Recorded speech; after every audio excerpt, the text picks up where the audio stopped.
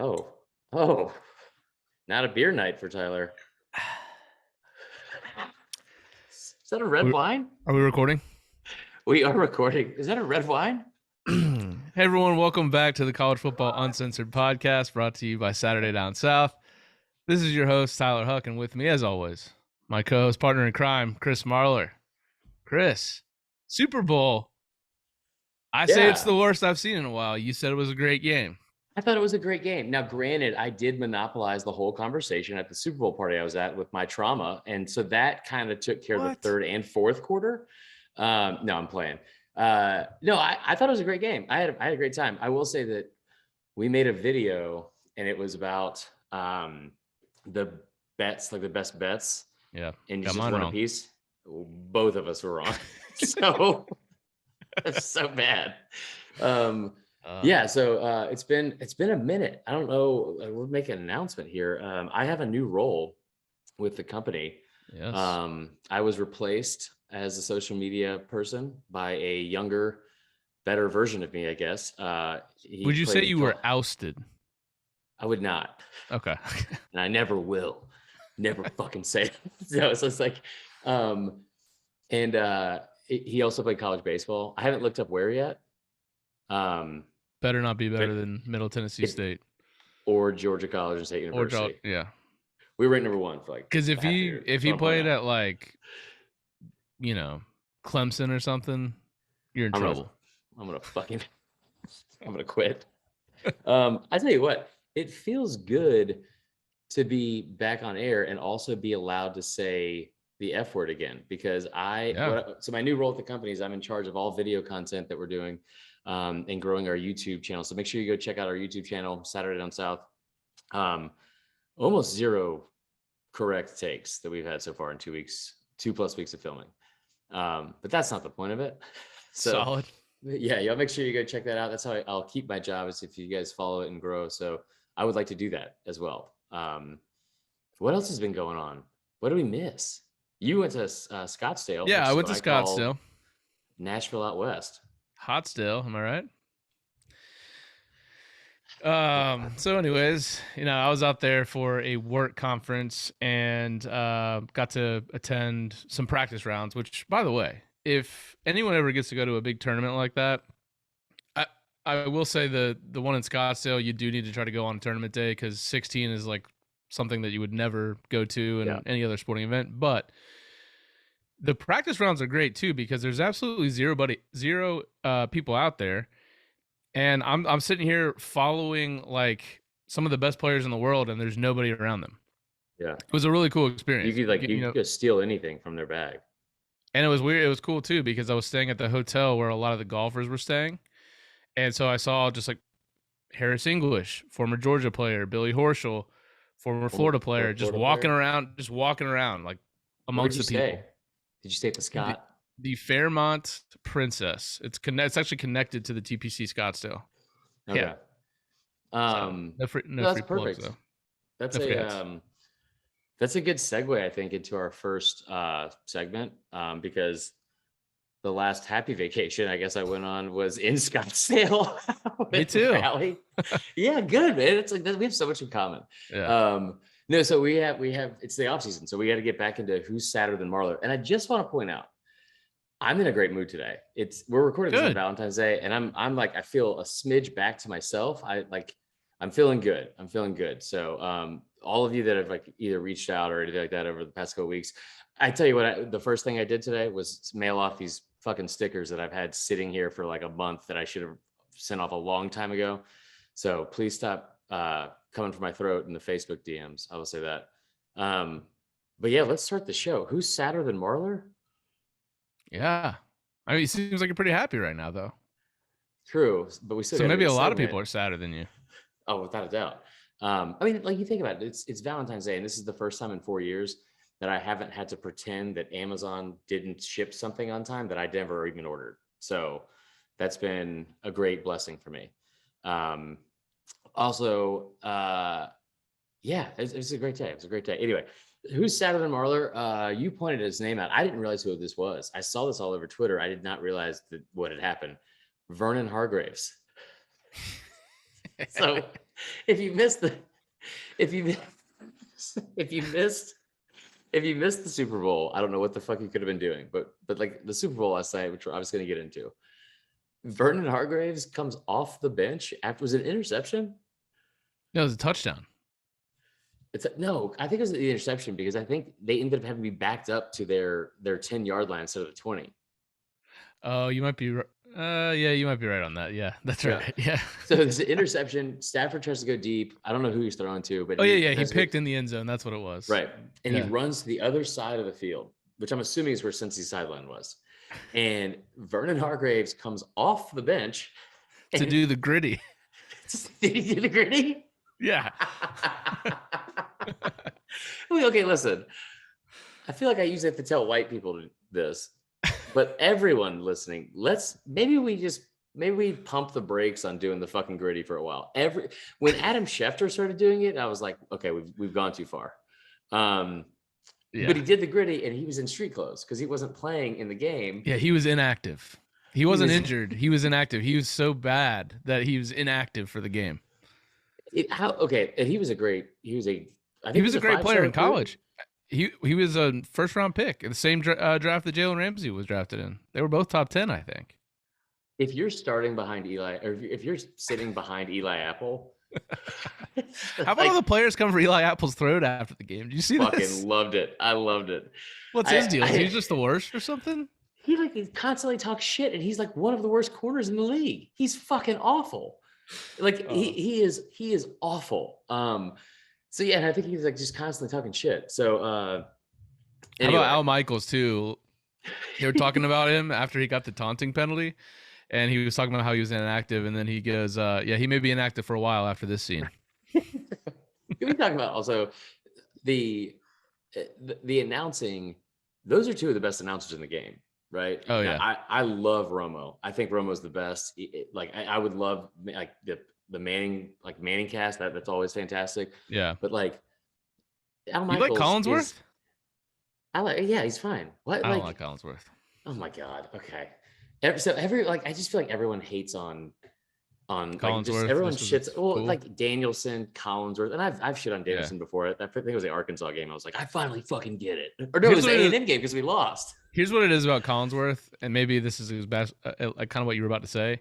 He's white. If your team is in the game that he's calling, and your team is losing, it seems like he loves to like just dig further into the team that's losing.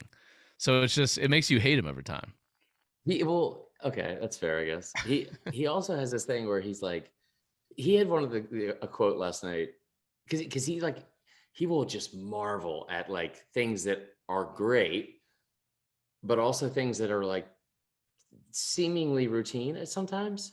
He's like, I just want like Jamar Chase and Ramsey immediately. He's like, Jamar Chase, like one of the best in the league, and Jalen Ramsey, you're talking about two of the best in the league.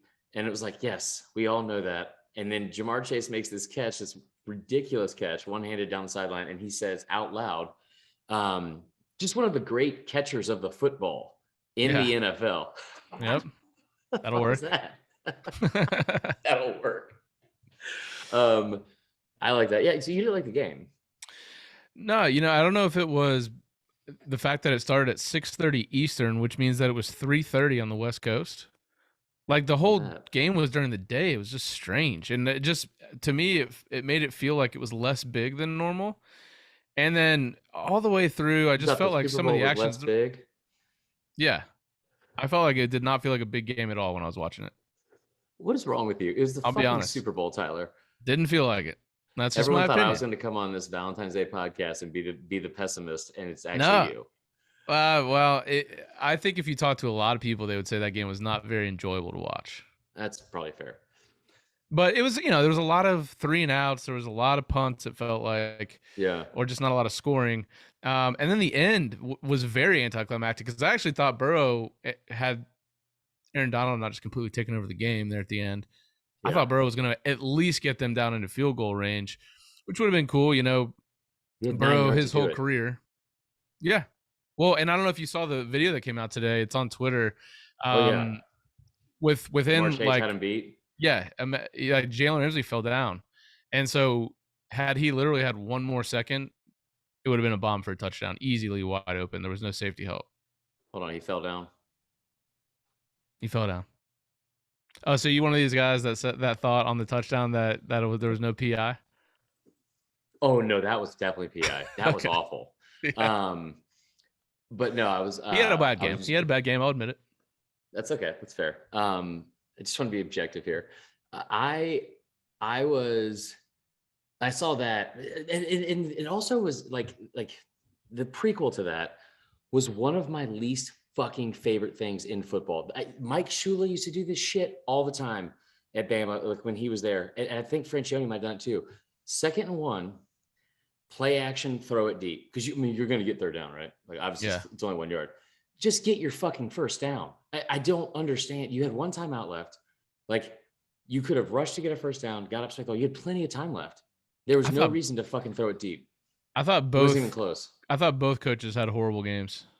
I wouldn't disagree with that. I hate to be the guy who's like, the play calling is awful, but it kind of felt like it was, because those two defenses. I mean, the Rams' defense is great. The Bengals' defense was not as good as the Rams made them look.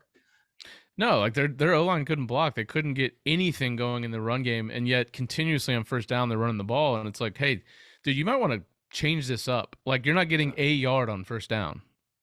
No, at all. Now it hurts, and obviously they were carving up the Bengals with Odell. He goes down, and all of a sudden it's like we're going to completely change our game plan. Odell was, look, praying for the man, but also I'm praying for the people who bet the over on his prop, because it was like 60, and he had 52 within the first like 3 minutes, and then he went down with that injury. Okay, I'll tell you another one, and this is more self-centered. Fucking Jamar Chase ended with 5 receptions, and the over/under was 5.5. Yeah, they counted the second quarter where he came in motion, goes behind Burrow and the running back, and Burrow throws it to him out in the flat, and he makes this kind of like one-handed catch with his left hand, and gets the first. They counted that as a run. Oh, but it was like a lateral or possibly forward. It was I think it was forward, or I just remember being like, as a better of over 5.5, you definitely felt like it was forward. my eyes were very, very objective at that moment. Yeah, there was a bunch of them that I was like, well, first off, I started 0-1 right off the bat, because I being a fucking idiot that I am, I bet heads or tails. I was like, tails, duh. And I'm like, never fails. Never fails. I'm outside. I'm like back at my friend's house in their backyard peeing, because I love to pee outdoors, as most men do.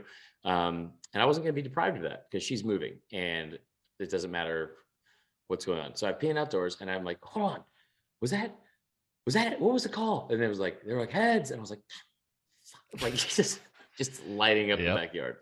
Yep. Some people were 0 for 2 before a snap was ever taken on the offensive side of the ball, because a popular bet was first kickoff, touchback or no touchback. I love that bet. No touchback was plus money, so a lot of people took it, and of course it was a touchback. Wait, why would no touchback be the plus money? Because I mean, think about how many times kicks are taken back. Oh yeah, good point. But I guess the like sharp edge, or whatever you want to say, the edge on that bet was that if you look back at all the Super Bowls, a lot of times the first one is taken back because there's so much adrenaline. Yeah. But not even a chance. The guy never even attempted to catch the ball. So I was looking for that bet because I love that bet, but I've never hit it. I couldn't find it. So you also have like I remember the Eagles Pats Super Bowl. I was just dialed in. I had taken my ADD meds, and I was focused, and I had a laundry list of fucking prop bets. And I remember I was like one of the biggest bets I made, besides like the Patriots, like $100 on the Patriots to win, which was great. I hammered that opening bet. It did not hit for me. It's tough. Yeah. I only made 2 official bets last night, and lost both. Had Bengals on the money line and over 48.5. So that sucked. But I hit. Go ahead. My lock of the week, the video segment we did on the YouTube channel, was Cooper Kupp over 105.5. He of course finished with like 90 yards. My man won Super Bowl MVP, and I still couldn't hit the bet. I was Yeah, that was cold. tough. I was cold. And it got bet up too from like 104 originally, like they were going to open to Yeah. 108. Yeah. Yeah, I wasn't thrilled about the Jamar Chase thing. I was pretty pissed about that. I think I had over sacks, over 5.5 sacks. So they had 7 total. I had that. And then I think I had like Joe Burrow would have 3 carries or more, 3.5. And that did not hit. I don't know. There was like I think I started like I had a good Saturday. I was up like plus 88 in the old betting account, and then by the start of the Super Bowl, I was plus 69, which was nice. And then I ended at plus 68. So literally all my work netted me negative $1. Can we talk real quick? I will say also the girl who was sitting next to me at the Super Bowl party, she's like silent the whole time, right? She gets at the end of the end of halftime. Sorry, into the first half. She goes, like just mutters under her breath. She's like, "You're fucking kidding me." He hadn't said a word. Like hadn't said a fucking word the whole time. And I was like, "Are you okay?" And she was like, "I had 4-0 on fucking squares, and I would have won $250 if they didn't fumble that snap on the extra point." And I was like, "Oh my God, that's awful." It's tough. You go to the end of the game, and she's like, it's like now she's like been drinking, so she has this outburst. She's like, "Are you fucking kidding me?" And because it ended 23-20, and she was like, she was not happy. So, one thing we were all happy about was that what was I call it the burn CD from LimeWire that ruined your parents' computer. All the artists from that halftime show. Oh, fantastic! Good I enjoyed Lord. your 250-cent tweet. That was good. It's pretty good. I was pretty pumped about that. Why the fuck have I not had a single tweet go viral? I don't know, because I saw a lot more exactly like that start to go viral like after you tweeted it. Yeah, Not saying they took it from you. No, I know.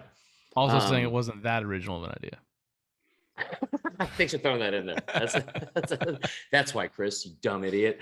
No, I was shocked that 50 Cent was even in it, because like I was shocked he was hanging upside down. Look, my man was about to pass out. All the blood. How long was he hanging there?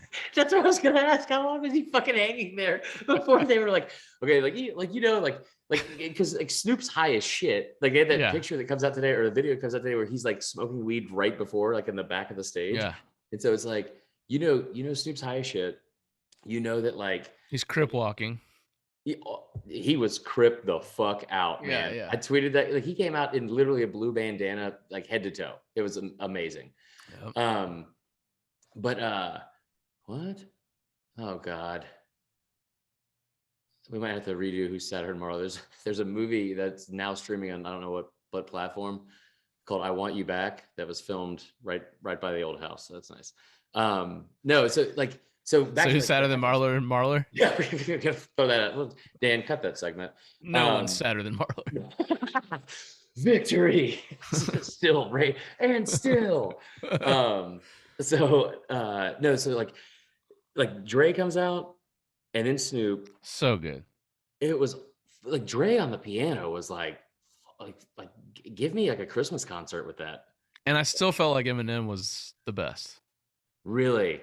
I don't know if it was the song of just like, that's just such a like, it's a pump up, like just get into a song. And he had the custom 1-of-1 Jordans that he tweeted out after that were like custom made, the Slim Shady Jordan 4s. I don't know.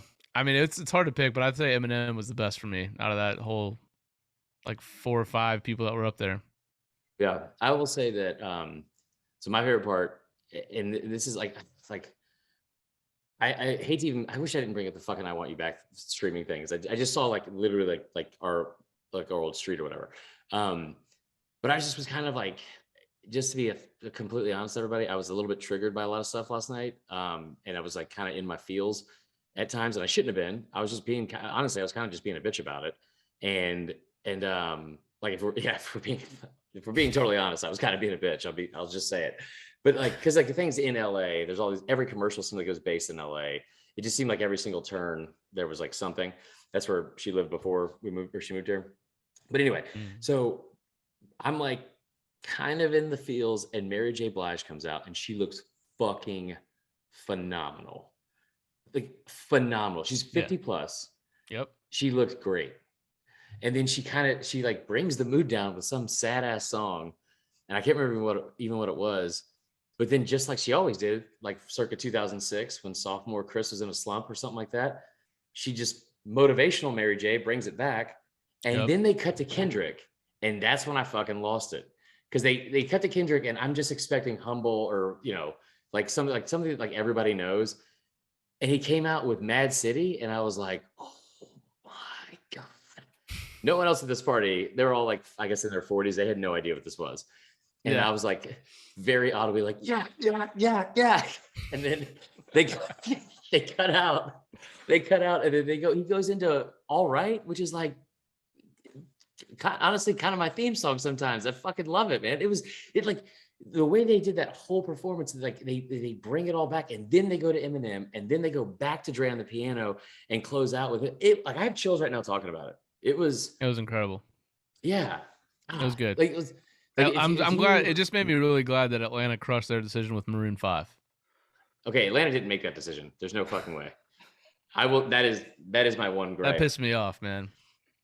It's like so typical of like what people do to this city, and I'll just we always get shit on.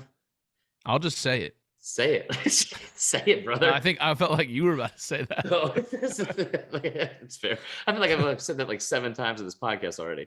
No. So like like when the one gripe I had with this was you watch the video of like that incredible halftime performance and you're like blown away. And I'm sitting here thinking like, as soon as it ended, because everyone's like a West Coast like base besides 50 Cent. It's like, it seemed like they were like a West Coast based rapper. I don't know where Mary J's from. I know Eminem's from Detroit. Right. But like everyone else there was themed around was from LA and it's like a West Coast thing. And the fact that Crip, the suit came out, like I said, like Crip the fuck out with like a blue bandana as his whole fucking outfit. I'm so glad I can say the F word again.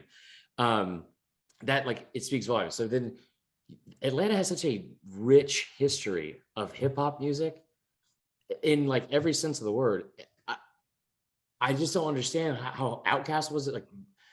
And Outkast like it goes beyond just hip hop. Like Outkast had like all these different places that people loved them at. So they would have been a perfect choice. I mean, without a doubt, they could have done the whole show themselves. Not to mention anyone Maroon else 5. in the city. And we got Adam fucking Levine. I don't think it was Maroon 5. With no shirt on, with a huge tattoo that says California across his chest. Well, that part was kind of cool though, the no shirt part. Just to be honest. If you're him, yeah. I'll say it. I'll just say it right now. Did you go to the Outkast concert when they came to Centennial? No, I wanted to. That was a big miss by me. That is a big miss. I had a buddy who accidentally bought 11 tickets for some reason. I don't know why. But I'm guessing he tried to buy one and he just hit it twice on accident? Probably. So anyway, that was just like a crazy, like they opened the whole concert with B.O.B., which is like the most like fast paced, like just like that'll get the crowd going a little bit. Like it's like amp you up. Like you started an hour and a half show with that kind of energy. Like that's fucking crazy. Anyway. Yeah. I thought it was the best one since MJ 92 when he was at the Rose Bowl. And then a lot of people also chimed in with like Prince. They thought that was a good one in the rain. Yeah. No, it was the best one I've seen in a while for sure. Better than Lady Gaga like jumping off the top of the. Remember that? No. She jumped off the top of the stadium. No. Is she okay? You probably forgot about it because I think that was the one that was the Falcons Super Bowl. So you try to just forget everything about that. Yeah, that was it. Whatever, the Ivy or some shit. Back to the game. First half was all right. I mean, what do you think of the first half? I mean, I didn't really give a shit. I was like, I hate to say this, but like, because I fucking hate this guy. The whole like, if I'm watching a Bama game and somebody walks up to me and I'm like, who are you pulling for? Like, if I'm talking to anyone, like, which is a rarity if I'm watching a Bama game, and they say like, oh, I'm just hoping for a good game. Like immediate no. Like, get the fuck away from me, because we are not anywhere close to being in the same boat. Like, and I'm not trying to be like aggressive when I say that. It's just the truth and where we are. So I was that guy last night. I just wanted like a good game. I thought it was like, because there were so many cool ties. Like you cannot fucking pull against Joe Burrow. I don't care how mad like Bama Twitter gets. You can't pull against Joe Burrow. And the Stafford storyline was so great. Yeah. Yeah, and for a while there, he was not playing very well. Yeah. Now that no look pass that I don't think anyone really realized was that cool until today when there was a slow motion video. That was badass. Yeah. I'm 30-10. But I mean, I don't know, man. I thought the story besides the Rams defense, which was just ridiculous. Aaron Donald's a monster. Crazy that there's rumors out there that he's going to retire. We'll see if that actually happens. Yeah. But I love that Sean McVay said afterwards that he just like very like blatantly was like, I'm gonna go get real drunk. He's like, I'm gonna go party with these guys. I'm not gonna remember any of it. I was like, good for you. I love that. He did graduate high school the same year I did, and he's from Atlanta. He's a year older than us. He's a year older than me. Well, he's a year older. I think he graduated in 2004. Anyways, I thought McVay had a really bad time outside of that final drive when he finally decided to go away from the run almost out of necessity. And Cooper Kupp all of a sudden shows up like he has all year long and just dominates the whole drive. And then on the Bengals side, I mean, it seemed like outside of a couple fluky plays like the T. Higgins play with Ramsey, Joe Mixon was their best form of offense. And I saw a stat. They faced 3rd and 1 or 4th and 1 a total of 4 times, and Mixon wasn't on the field for any of those snaps. How the fuck does that happen? I just like crazy. And then even at the end there, they had 3rd and 1, and they gave it to Samaje Perine, which they had 2nd and 1, Tyler. They had 2nd and 1 too. Oh yeah, which is questionable considering he only had 1 carry before that, and it went for 0 yards. And then Mixon had, not great, but 15 carries for 72 yards. Clearly was having the better day of the two. And then on 4th and 1, they throw it. And it just was, I thought the coaching was weird for the Bengals on offense. Yeah. I was rooting for Burrow to get it done, at least take it to overtime. But yes and no. Like I wanted to go to overtime too. I want to see McPherson come on and kick like a fucking 57-yarder just right down the middle. Mm-hmm. But if it went to overtime, we would have all rioted. Because it probably would have ended with a touchdown, like to start the game. Well, actually, maybe it wouldn't have because it was that was such a back and forth. I don't know, but I thought it was just an okay game. I'll take the Super Bowl 10 times out of 10 over what we're about to have over the next couple months, which is basically a watered down basketball outside of a couple top teams. And then baseball's not coming back till probably the summer. Yeah, I mean, dude, I appreciate you getting the listeners pumped up for the offseason. This is good. You know what's gonna shine during that time? College baseball. Yeah, is it? Well, if there's no MLB, I think that gives college a chance to shine. I mean, how incredible were some of the games last year in the road to Omaha? Yeah, well, especially in the SEC. The college softball stuff has been. I wonder if that's going to pick up too. I'll say closing thoughts on the Super Bowl. It was nice that they finally showed Matt Stafford's wife for once. Right. Yeah. That was great. And part of me kind of just thinks that like the NFL is like, all right, like we're in LA. This is a massive franchise. We've moved them from St. Louis to LA. They have built this massive stadium. Like take care of business. I'm not saying Goodell was doing any of that, but it's just like those fucking calls on the goal line were like, a dude I work with today, he was all about the conspiracy that essentially like the NFL wanted to move the Rams to LA. They give you the Super Bowl. You get there. Bengals, I think a lot of people think, and look, you never want to assume as a fan because you could make it and never make it back. But yeah, Bengals have a pretty good future ahead of them. They'll be back. Some people think. Yeah. LA needs to go ahead and look. I mean, the Rams don't have a great fan base. So you watch those games in the regular season, every single time they have a home game, their stadium is filled with opposing fans. So look at the 49ers game a couple weeks ago. No, I completely agree with that.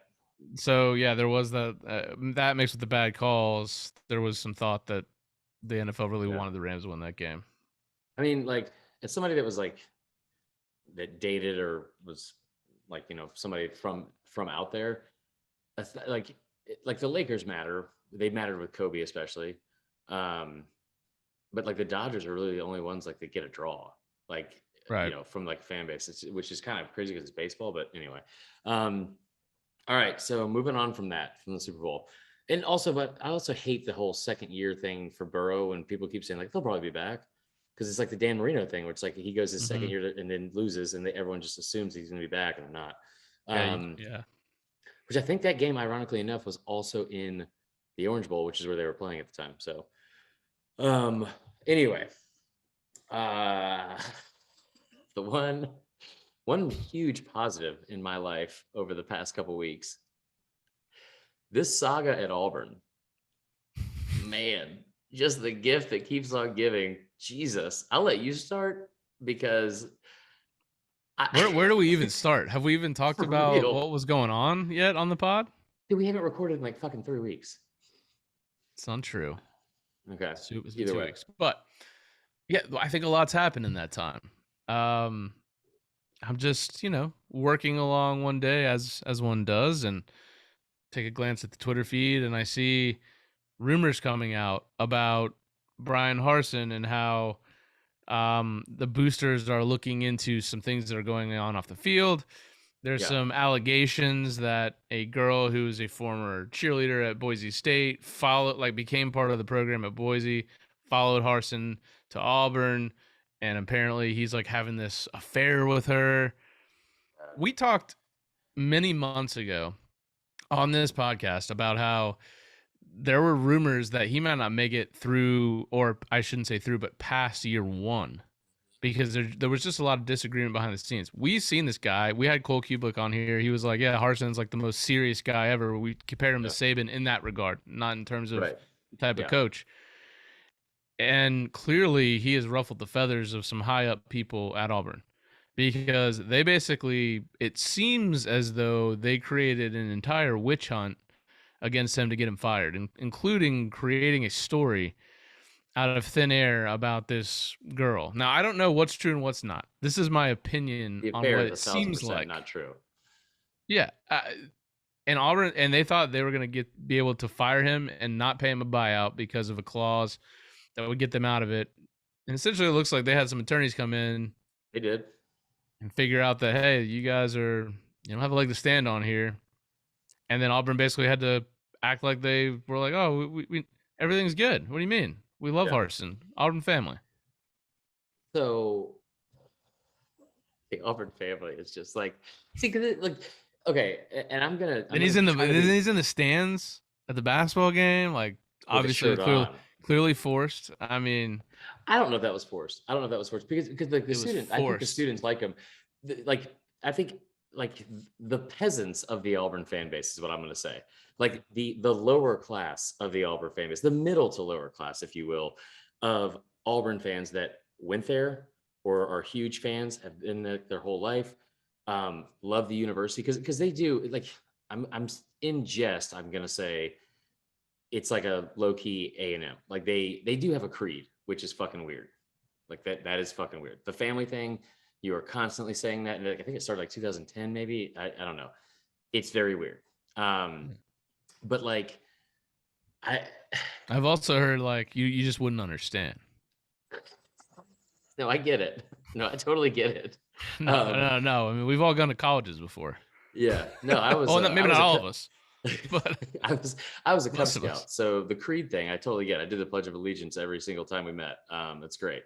But the whole thing, like, it from an outsider's perspective, I've heard this like my whole life, like from like my dad growing up. It's like Auburn football is run by a group. I think he told me at the time it was like 9 good old boys, and it's just these dudes that are the biggest boosters. And it was Bobby Louder, it was Milton McGregor, and it was Jimmy Rain.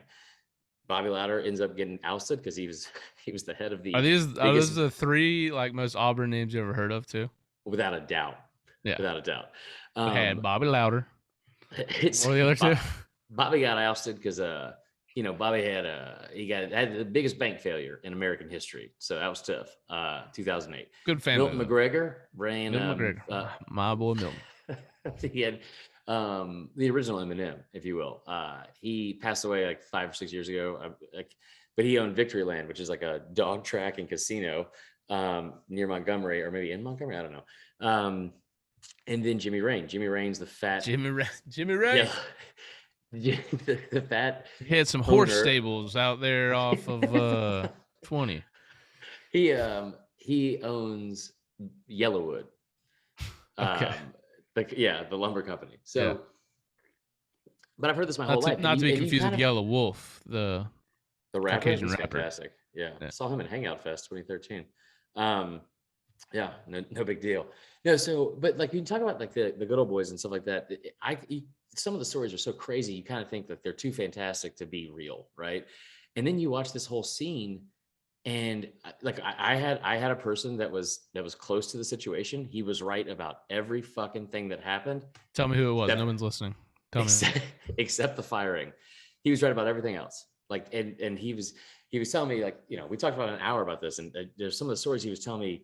He was like, it's not as bad as it used to be. And the stories he's telling me to promote that. Just the booster stuff, you mean? Yeah. Like the stories he's telling me to defend that statement are crazy to me. Like stuff boosters contacting coaches, telling them who they want to retain, or them to retain, right, when they're hired. They're never even offered the job.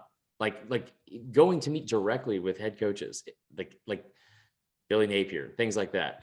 And I was like, I don't know. Like cut off at the pass, you mean? Kind of like you get through. Like, what do you mean? What do you mean with that? With the Billy Napier story? So from what I was told, boosters were like setting up meetings with the agents and these coaches, and we're having direct conversations with them about what they wanted and what to expect and what to do when they get hired. So like they were like cutting him off at the pass before he even got to Auburn to interview. Right. Right. Or they were never interviewed. And it's just kind of like, so they've been given all this power, and now, so Bobby Louder's out, Milton McGregor has passed away. Jimmy Rain is kind of like this, like the biggest one there. And they're so fucked up internally that because they've run everything. They're the ones that, there's a reason, I say this time and time again. There is a reason there's a reason why Terry Bowden had a $5.8 million buyout in 1998, which is crazy at that time. Like a $5+ million buyout to then, where part of it was like, you can't speak about your time at Auburn until such and such time. Like Terry Bowden, he looks like a fucking kid that was selling candy door to door, and then somehow gets this job, and he, then you go. He looks like a kid that would just be sitting there like licking the lollipop. That's very fair. I shouldn't say that. Well, it's fine. Because of his son. No, don't start with me. Don't get sentimental about Bobby right now. No, not that. I'm friends with his daughter, so should be careful. Okay. Anyway, so, but there's a reason why Gene Chizik was hired after going 5-19. And Auburn fans, listen, it worked out, and it's a great hire, and it got you a national championship in one of the greatest seasons that we've had in the last 25 years. Arguably the single greatest season from an individual in college football history with Cam Newton and what he was able to do that year. Totally acknowledge that. But if you think about the fact that this is a 5-19 record head coach after 2 years, he had lost 10 straight games to close his tenure at Iowa State. He was 0-7 with a losing margin of victory against ranked teams of 28 points per game. And he's a defensive guy, and he was ranked like 110th or 116th in total defense and like 109th or worse in all the major categories. There's a reason why people like that have been hired at Auburn. And Auburn fans, you hate it all you want. If you're being honest, it's true. There's a reason why people like that have been hired consistently at Auburn. So, and it's, these board of trustees, they want who they want. And the boosters want who they want.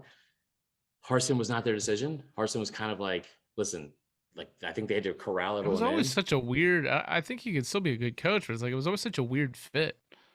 brother, if I want barbecue, I ain't going to Brooklyn, right? If I want somebody that's going to coach in the SEC, I ain't going to Idaho. You know what I mean? Right. Hell yeah. So Hell right, brother. hell right. So like, but like basically what I was told is like you corral everyone back in, and they're like, listen, you guys have to fucking stop. Like you're out of control. You're doing all of this extra stuff because they have like so much division internally now with the boosters, and it's all this dumb shit. So like they basically, like whoever the president was, I believe, like called everyone back in and was like, if you keep doing this shit, you're out. Just bottom line. And so he then gave the power to, this is going to shock you, the athletic director to make the hire, which he did. And that immediately, after you lose 4 games in a row or 5 games in a row, you blow leads against South Carolina and Bama, there's going to be people that want you out.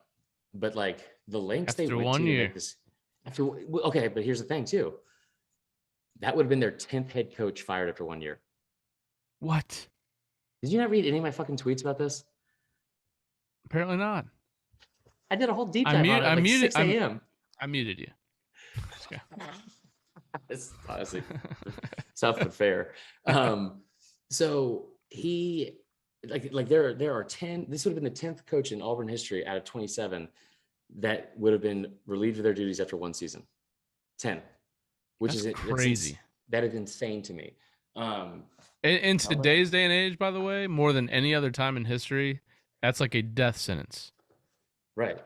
Yeah. Well, I mean, you can't do that with the early signing period and these kids that can just transfer at any time. I mean, and I'm not saying that's necessarily a bad thing, but it's going to happen. So you have 1 year, basically the entire recruiting class that he just recruited would probably transfer. And then you couldn't get a new class in for 2023. That would set them back 5 years. I mean, that's what my own school is going through right now. It's the worst. Yeah, and so it's like it would be a shock, but it also kind of wouldn't for their program history. And here's the part that also, like, at Auburn fans, like, if you've tuned this out and you're upset about it, like, just reel it back in. You can start listening again, because here's the thing that's so fascinating about it. Because I looked up like it. The history of Auburn head coaches is fucking fascinating. It is crazy. How many coaches have they had in total? Do you know? 26 or 27. I think Harsin makes 27, which is, I don't know if that's a normal number or not. Tennessee, I think Heupel is their 27th. It's also a school that's had a lot of turnover, recently. But anyway, so like one of the things about Auburn, like if Harsin, he had a losing record his first year, right? Which is like nobody can, like in the SEC, is like it's unacceptable, and Auburn fans were pissed. He is since they joined the SEC, he would have been the 8th coach out of the 11 total who had a losing record in their first year. The only ones that didn't, and this is where some of this is where some of the entitlement and like expectations that are way too high come into play, because the only ones that didn't, Chizik is year 1, he goes 8-5 and goes to a bowl game. Malzahn gets on a fucking run after, November and gets to the national championship game, and they were up 21-3 and lost to your Seminoles. And then Terry Bowden, who was the first coach in Division I history to go 11-0 or have an undefeated season in his first year. Like it's so like on opposite ends of the spectrum, and like, or you know what I mean? Like where it's one extreme to the other. And that's one of the reasons it's so fascinating, because then you also talk about like the early expectations outside of Pat Dye. The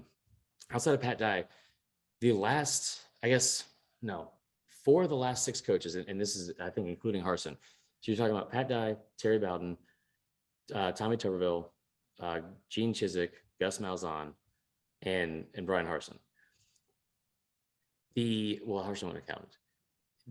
Out of those 5, they either reached or won like the SEC title game in year 1. And I'm counting Terry Bowden because he was 11-0. And also started out like 20-1. Like they had an incredible winning streak. So they have had a lot of success early on. You talk about Malzahn going there year 1. I just brought up the fact that Terry Bowden was 11-0. Pat Dye won the SEC in year 3, and Gene Chizik won a national championship in year 2 after the 5-19 thing. So it's a crazy. It's just like I said. It's one extreme or the other. So I think that's where it comes from. The stuff with Harsin, it's just it's so bad the way, like the lengths they went to try and dig up dirt on him. Well, that, and then you got the former players who like weren't even his recruits that, they decided. And look, I don't know what their experience was, so I don't want to talk out of line, but it's like, all right, now we're gonna pile on and say he's like too hard on everybody and like he made it horrible. Like, it just seemed like a huge effort to just get him out of there. And unfortunately, I think that part was kind of true though. Like the verbal abuse stuff, I think might have been like it was that's what I was told. It was like the toxic environment stuff. There's a reason why Derek Mason left. Okay, He took a $400,000 pay cut. Yeah, I mean they did lose. They lost the coach today. After all this, they lost another coach, special teams coordinator, linebackers coach. Well, they'll figure that out. They always have great special teams. They've lost all three. They've lost 4 coordinators this offseason. Or 5. 4. I don't think it's 5. They in the OC too. They lost their DC, their OC twice, and now their special teams coordinator. The OC the second time was an unfit. Is from what I like. I think it's a bad look on Harsin. I think that was like it's a bad look because the optics are bad. It just sounds like to me it was like he was not going to be able to. He was not cut out for the job. Like offensive, like mind, sure, yeah.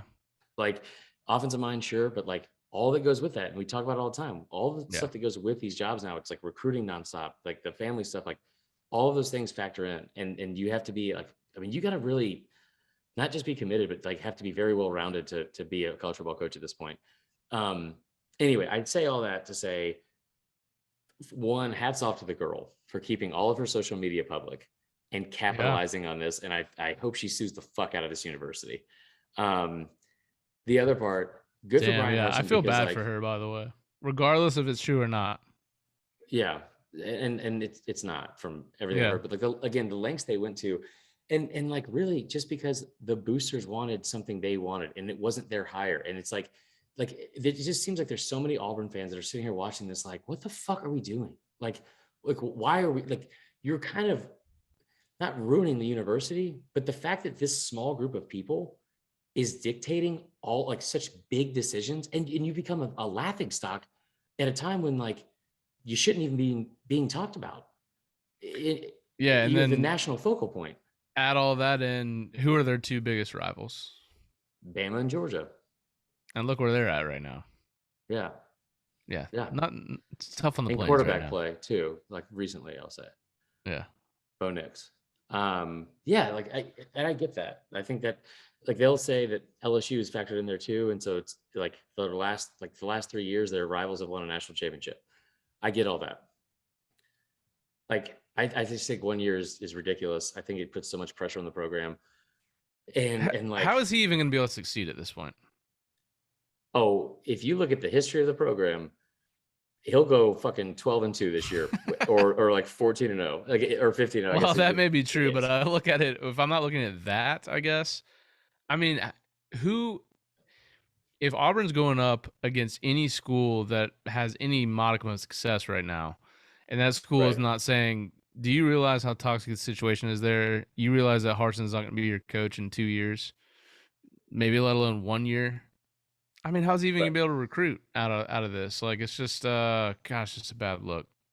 Yeah, it's a bad look at it. And it's just, I don't know. I think that if you have concerns and there's stuff about him personally, sure. But here's the other thing too. And I hate to be such like a Harsin apologist about this, but like, it's not just because he's the hottest coach in the SEC. Okay. We'll say it. It's not just because I love the fact that his family looks like the most like Lee County Kardashian. No. Well, yeah. Like the matching Myrtle Beach tattoo, like looking family, just Cole's cash rich. Like I always say, and I love it. But like you go from Gus Malzahn, who is like the epitome of a player's coach, hands off with everything, let them do whatever they want, was like just, everybody's buddy, wanted to be everyone's friend. And really, really bought into like the whole family thing. And he had success there. But you go from that kind of coach to a guy that we had described as the closest to Saban in terms of intensity, focus, like all of that stuff. That's a stark contrast, man. Again, it's like, the two opposite ends of the spectrum. It's just polar opposites. And that's a tough transition. Yeah. So Well, we'll see I'm where really this excited heads. talking about Auburn. So you go ahead and take the next 20 I minutes. was going to say, speaking of Auburn and Harsin and just looking extremely sexy. I mean, you look like you've been working out, man. You look like a whole snack right now. What's going on? I look good. The shirt? I'll say it. The shirt is giving me Harsin tits right now, and I love it. No, I've been like, I don't want to say taking care of myself because that hasn't been always true, but I've been doing better. I've been doing better and trying to stay in better shape. Good. Love that. Well, we are recording this on Valentine's Day. Gotta shout out the wifey for letting me record on Valentine's Day. Yeah, for real. Fantastic. I had a nice little steak and lobster dinner before this. Had a little vino. Wait, at your place, you had steak and lobster? Oh yeah, we cooked it up. Let's go. Now for me, I will say that this year, maybe I've got recency bias, but it's probably the best Valentine's Day that I've had in quite some time. Nothing to do with my wife, although I love her. Yeah. It's great between us. You, by the way, shout out to you for calling me Saturday. So we did a little bit of celebrating over the weekend for Valentine's Day. We both went to go get pedicures. Mm-hmm. Which, have you ever had a pedicure? Move. I have. There was a lot there on my feet. It's not a bad move. You know, there's a lot of guys that'll hate on it, but it feels fantastic until they get to the scrubbing of the bottom of the foot. And I can't handle that.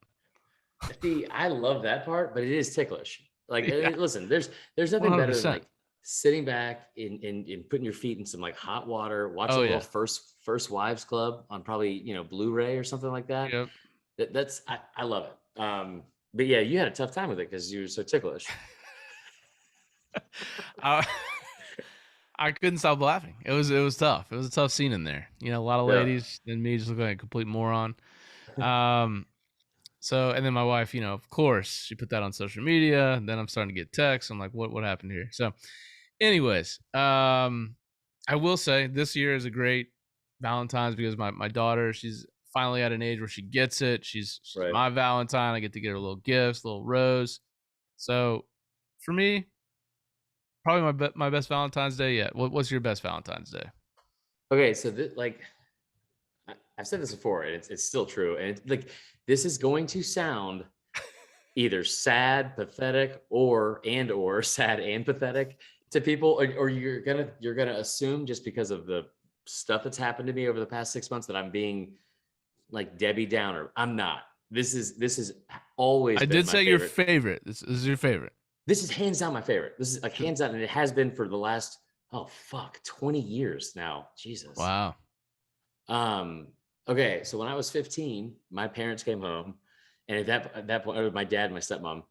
At that point, I was like, we lived in this like super small house, and it was like I just did not really enjoy hanging out with my dad, which I know comes to a shock to a lot of people. And so anytime they were out of the house, I was like, awesome, I get to watch whatever on TV. So they basically were like, we're going out for Valentine's Day. We got you a pizza, some wings, a 2-liter Dr. Pepper, and a VHS of Joe Dirt that had just come out. And I had myself a night. You were watching VHS in 2003, 2002? 2001. Yeah. Yeah, maybe that was still VHS. I'm trying to remember the DVD changeover. I just remember close though. It was getting close, but it was still in the era of the Titanic VHS where you had to, if you wanted to see Kate Winslet's boobs, you had to put in the second tape and then do that whole stop rewind thing, and then just go like, you know what I mean? That was the play. You can stop fast forward if you were dangerous, but like stop rewind was my move. But no, that was like my favorite. That was my favorite Valentine's Day. It hasn't been beaten yet. It probably will at some point. It does sound nice, I will say. I think it's the Joe Dirt that makes it sound so white trash, or it might be the 2-liter of Dr. Pepper that I drank entirely. That's tough on the teeth. Yeah, that's not great. Anyway, I will say, I don't want to be a Debbie Downer, and I feel like all podcasts, Valentine's Day is my least favorite holiday. I don't get it. I think it's a lame excuse for a holiday. Personally, I think it's a commercialized holiday. Fair. Why am I forced to get my significant other like a really nice gift and take her to like a nice dinner. Okay, When that's what that's what we do on our anniversary. And that's right. like we celebrate our love like when we go out on dates and shit. Why do I have to have a specified date that everyone else is doing the same thing? So it's harder for me to go to dinner. Probably Right. cost me more because I'm on a fixed menu. I got to get God knows what in jewelry, whatever, flowers. 1-800 flowers, $100 for roses at this point. I mean, Oh yeah, thanks. they marked it Thanks for up. inflation, right? I mean, 250 cents. exactly. Well, dude, It's by far my least favorite holiday. I really don't like it at all. I will say also, at least you never had to work in the service industry because they're like, it's amateur hour. Everyone that comes out. That's incorrect, like, sir. I did work at Jersey Mike's. That's not the same. That's not the same. Not a lot of visitors on February 14th. Especially, I actually went to Jersey Mike's today for lunch. It's a fantastic place to work. It was great. No, but so like, I just remember there was one Valentine's Day I had to work in like 2011 or 12, and I mean, this is at Houston's across from Lenox Mall, and this was also I think it might have been a weekend, and like right before it was like it's funny because like this is where I first learned about like the side chick Valentine's Day the night before, and then like, oh yeah, all the side chicks get taken out the night before. And then they take out like their actual boo like on Valentine's Day. You really got to start paying attention to my Twitter. But so I'm like, I'll unmute. Like we if you really fucking muted me, we're gonna fight. No, I liked your 250-cent tweet last night. Good point.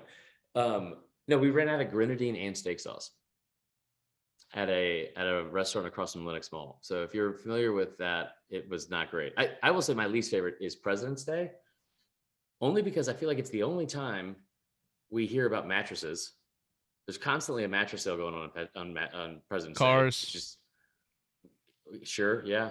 But also like we're just celebrating a bunch. Like every time I look at like, if you just see all of our past presidents, right? And I hate politicians in general, but this is not getting into politics. But if you just look at all of our past presidents for the most part, it reminds me so much of like picture wise. Have you ever gone to pick out paint and had to pick out white paint? There's like 18 different versions of white.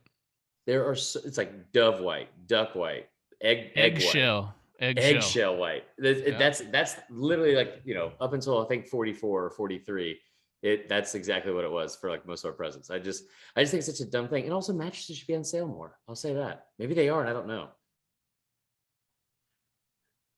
I don't know. I don't either. That's all. Well, hey, you know what? That's coming up. That's next Monday. Yeah. So you're gonna be furious next Monday. We'll have to record. I'm not fucking doing it. All right, that's fine. Well, I would say all in all, no Super Bowl in the books. A lot of SEC flair as usual in the game. Stafford finally gets his championship, cements his legacy. Cooper Kupp, Vanderbilt. No, I'm kidding. He's like Eastern Washington.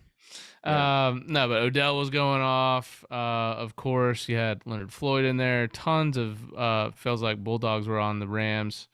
Sonny Michel. Great game. Just kidding. I didn't like it at all, but you liked it. Jamar Chase, Joe Burrow. I'm just listing SEC. I'm just listing SEC players.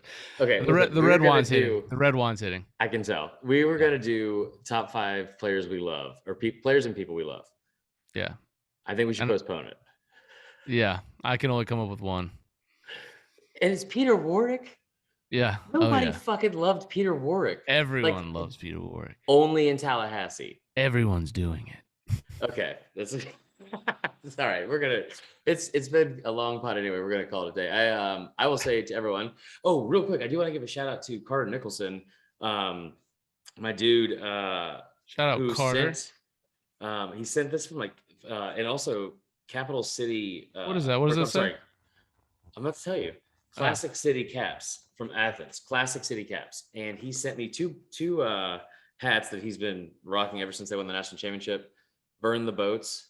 And then this one says HBTFD, which stands for something I am not going to repeat because it's inappropriate. But it's how about them fucking dogs? And I just thought that was awesome. I really appreciate that. It's always fun. Like I bitch about like sending off the stickers and how lazy I've been with that. It's always nice to receive gifts as well. So that was Especially that was Georgia hats, Valentine's right? Day. You know, honestly, I didn't really mind it. I'll put that up and I might wear it. It sticks very high up off my head. Watch it. Like this one does. I mean, let me No, see. Let me see. this is like borderline Abe Lincoln, like off my head.